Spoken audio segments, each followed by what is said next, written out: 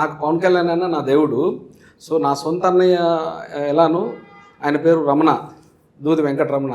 So నాకు కళ్యాణ్ అన్న కూడా అంతే, నా సొంత అన్నయ్యే. సో కళ్యాణ్ అన్న డైలాగులు బాలయ్య గారి వాయిస్తో చెప్పమంటే చెప్తాను అది. పవన్ కళ్యాణ్ గారి డైలాగులు బాలయ్య బాబు గారు చెప్తే ఎలా ఉంటుందో అలా ఇప్పుడు దూది వెంకట్ గారు చేసి చూపిస్తారు.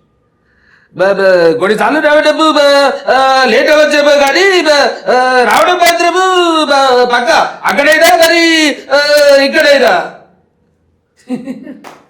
ఇంకో డైలాగు చూడమ్మా సీతమ్మ, శివము గడ్డము గీసుకుంటది, నేను గీసుకోను, మీది సేమ్ టు సేమ్.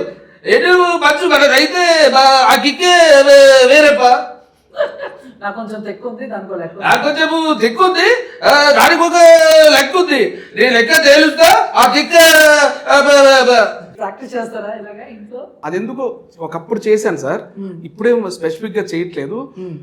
నాకు యాక్టింగ్ అనేది బాడీలో ఇన్బిల్ట్ అయిపోయింది ఒక పార్ట్ లాగా.